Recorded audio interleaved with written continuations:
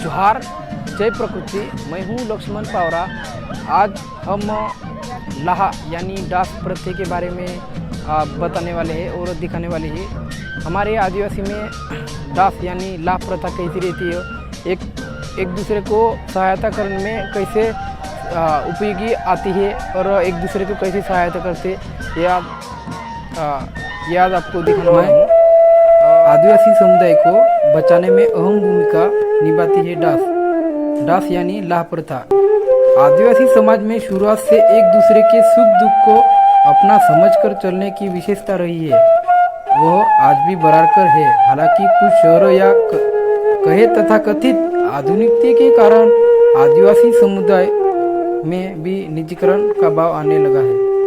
फिर भी कई मामलों में आदिवासी समाज में आदिवासियत जिंदा है, जिसमें सामूहिकता, एक दूसरे के सुख दुख को अपना समझना, प्रकृति के साथ तालमेल के साथ रहना शामिल है। डास लाह एक ऐसी प्रथा या जीवन शैली है जिसके कारण आदिवासी समाज में सामूहिकता, भाईचारा, एकता, सुख दुख में एक दूसरे की सहायता है और भाव जीवित है। यह तस्वीर महाराष्ट्र के नंदुरबार के रामपुर गांव के है। डास यानी लाह प्रथा आदिवासी समाज में जब एक साथ घर बनाने, किसी के खेत को सुधारने या किसी अन्य कार्य के लिए एक से अधिक व्यक्तियों की एक साथ आवश्यकता होती है, तब सभी लोग मदद के लिए आ जाते हैं और जरूरतमंद व्यक्ति का कार्य सभी मिलकर कर देते हैं।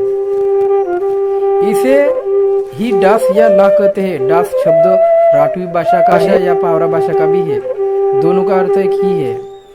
पश्चिम मध्य प्रदेश की बड़वानी, खरगोन, चाबुआ और अलीराजपुर, महाराष्ट्र के नंदुरबार, धुले जिले में आदिवासी बहुल्य जिले हैं।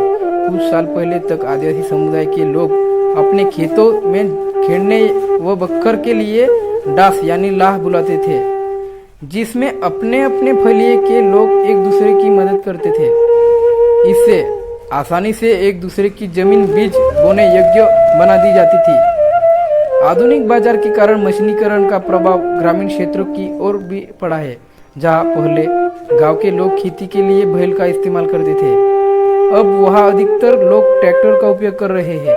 फिर भी कई सारे कार्य डास या लाह के बगैर संभव नहीं है, इसलिए इसकी निरंतरता बनी हुई है। घर बनाने हेतु अभी भी लकड़ी के घर बनाने हेतु एक साथ कई सारे लोग की आवश्यकता पड़ती है। इसलिए आदिवासी समुदाय के लोग बारी बारी से एक दूसरे के नए घर बनाने या सुधारने हेतु डास यानी लाह बुलाते हैं। इससे आसानी से एक दूसरे का कार्य हो जाता है। जिसका घर बनाना हो वह व्यक्ति पहले दिन अपने आसपास के लोगों को सूचना दे देता है कि मेरा नया घर बनना है। तब प्रत्येक घर के एक व्यक्ति उस व्यक्ति की मदद के लिए जाता है। खाद डालने यानी आदिवासी समाज के आसपास यानी आदिवासी समाज के पास पशु भी होते हैं, जिनके गोबर के इस्तेमाल वह अपनी कृषि में खाद के रूप में करते हैं। गोबर खाद को खेत में डालने हेतु भी डास यानी लाह बुला ली जाती है, जिससे कम खर्चे में बारी बारी से सभी लोगों का काम हो जाता है। इसके अलावा कुएं खोदने, पत्थरों को उठाने जैसी कई कार्य जिनके लिए डास यानी लाह बुलाई जाती है। डास यानी लाह का महत्व, कई भी कार्य पैसा लगाकर भी करवाया जा सकता है, लेकिन उससे आदिवासी समाज में एक दूसरे की मदद करने की भावना नहीं रहेगी। ऐसे में डास यानी लाह जैसी प्रथा इस भावना को बनाए रखने में महत्वपूर्ण भूमिका निभाती है।